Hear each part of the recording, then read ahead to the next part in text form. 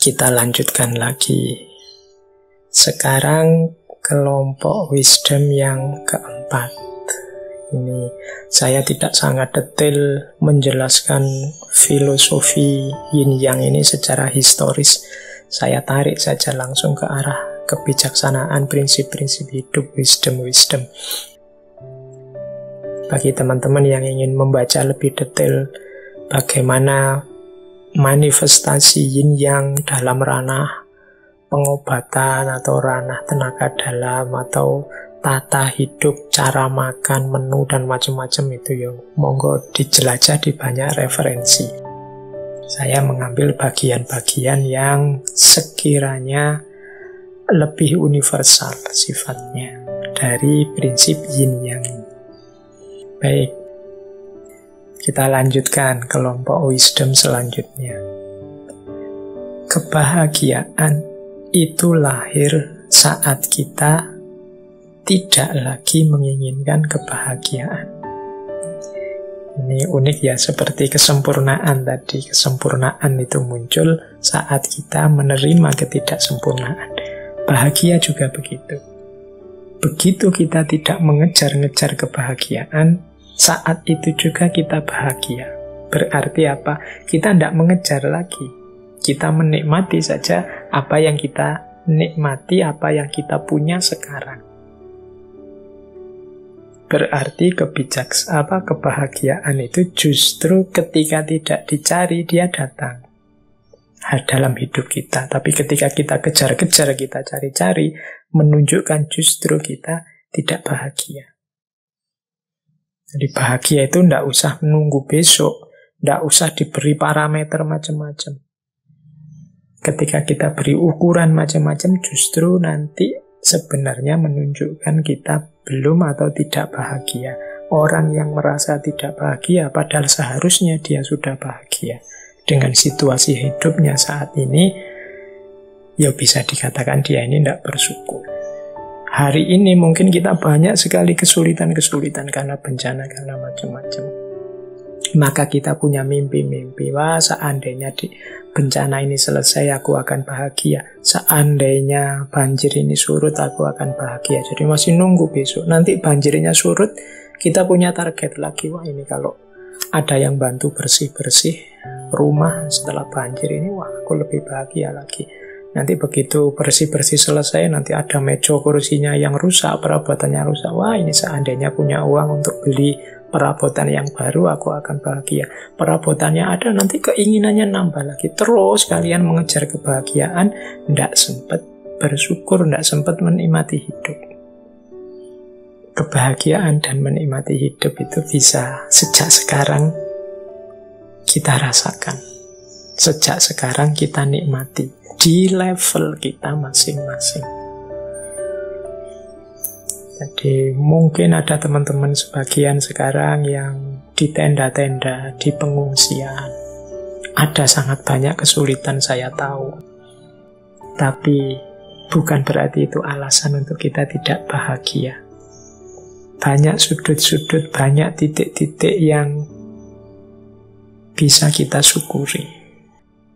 Misalnya sedikit mendapat bantuan. Mungkin bukan besarnya bantuan, tapi nilai kepeduliannya. Alhamdulillah masih ada saudara-saudaraku yang peduli padaku.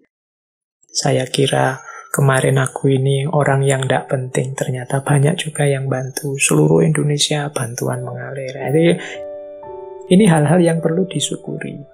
Kemarin sama tetangga, aku itu tidak saling kenal, tidak saling sapa. Jarang sekali bertemu. Sekarang di pengungsian bisa bareng-bareng saling bertukar rasa, saling menjalin keakraban dan lain sebagainya. Jadi, ya meskipun tetap berjuang untuk memperbaiki situasi, tapi bukan alasan untuk tidak bahagia.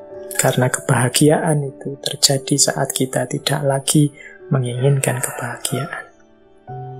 Kemudian prinsip yin yang juga ada prinsip untuk menghindari rasa sakit. Banyak orang yang merasakan sakit.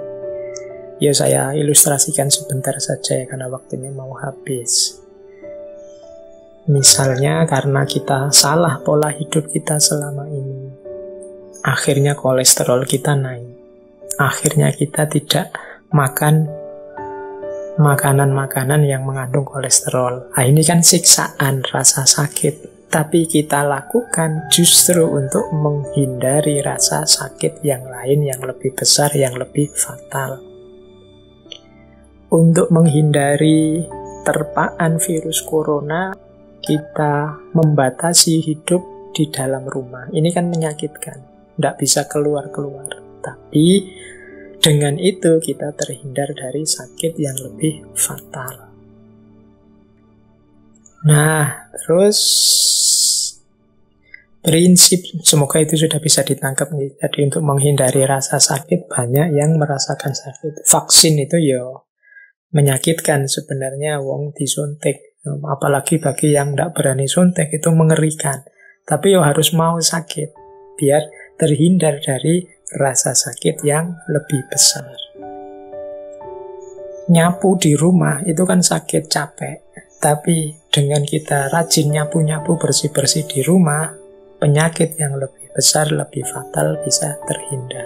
Nah, ini yin dan yang. Jadi untuk menghindari sakit justru melalui jalan merasakan sakit. Nah, terakhir, ini saya ambil terakhir saja ya. Nanti beberapa quotes kita skip, kapan-kapan kalau ada waktu kita lanjutkan lagi. Semakin kita mengontrol orang dengan ketat, semakin situasinya akan kacau. Jadi semakin banyak aturan, ada logika, semakin akan banyak pelanggaran terhadap aturan. Semakin banyak kontrol, semakin akan banyak yang lepas kontrol. Situasinya akan semakin kacau. Orang itu lebih mudah kalau ditata dengan membangkitkan kesadarannya dibandingkan dengan dipaksa melalui aturan-aturan. Tapi kadang-kadang memang di level ketidaksadaran perlu aturan dan pemaksaan. Tapi kadang-kadang terlalu banyak aturan, terlalu ketat dengan aturan, semakin besar potensi kekacauan yang terjadi. Ini juga prinsip yin yang. Baik teman-teman, saya kira waktunya ya. Saya masih ada sebenarnya, misalnya kalau kita sambungkan yin yang ini dengan kebijaksanaan Nusantara, Jawa misalnya yang saya pahami, kita punya misalnya sugih tanpa bonjol, digdaya tanpa aji, ngeluruk tanpa bolo, menang tanpa ngasorake. Ini kan prinsip hitam dan putih. Menang dan kalah itu dua hal yang bertentangan, tapi bagaimana kita bisa menang tapi tanpa ngasorake, menang tapi tidak dengan cara menaklukkan, sakti tapi tanpa aji-aji, sugih tapi tanpa bondo. Nah, ini kan prinsip yin yang sebenarnya. Atau orang Jawa yang bilang wani ngalah itu luhur wekasane. Orang yang mengalah itu justru dia akan yang naik dan mulia. Nah, ini prinsip yang perlu dijelaskan panjang lebar.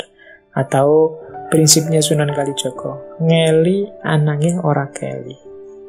Jadi ikut arus tapi tidak hanyut. Nah, ini bagi saya tetap semacam yin yang. Atau yang populer sekali, ngono ya ngono, ning ojo ngono. Kalau dalam khazanah Jawa juga berhubungan dengan ngono tapi jangan begitu. Dan lain sebagainya masih banyak. Minggu depan coba kita gali yang khazanah Jawa, tapi tidak lewat yin yang, kita gali lewat falsafah cokro manggilingan. Baik, terakhir, sangat akhir, sebagaimana kemarin The Law of Attraction, saya cuplikkan sedikit ayat yang mungkin relevan, juga hadis. Untuk yang yin yang ini mungkin teman-teman bisa misalnya surat Yasin ayat 36. Subhanalladzi khalaqal azwaja kullaha mimma tumbitul ardu wa min anfusihim wa mimma la ya'lamun. Maha suci Allah yang menciptakan berpasang-pasangan segala sesuatu. Ini seperti prinsip yin yang tadi. Silahkan dikejar nanti tafsirnya. Surat Yasin ayat 36. Atau surat Al-Baqarah ayat 216. Wa asa an takrahu syai'an wa huwa khairul lakum wa asa an tuhibbu syai'an wa huwa syarrul lakum. Mungkin engkau membenci sesuatu padahal itu baik bagimu, dan mungkin engkau mencintai sesuatu padahal itu buruk bagimu. Ini menarik kalau dikaitkan dengan prinsip-prinsip falsafah hikmahnya yin yang tadi. Atau surat Al-Qasas ayat 77. Wabtaghi fima atakallahu darul akhirata wala tansa nasibaka minad dunya. Dan carilah yang diberikan oleh Allah padamu, yaitu rumah akhirat, tapi juga jangan lupakan nasibmu di dunia. Ini juga dunia akhirat. Baik teman-teman, saya kira itu dulu. Mohon maaf atas segala kekurangan, mungkin ada sedikit kekhilafan-kekhilafan, atau jangan-jangan banyak. Ya mohon dimaklumi. Semoga kajian kita malam hari ini membawa manfaat dan barokah untuk kehidupan kita secara umum, maupun kehidupan pribadi masing-masing dari kita secara khusus.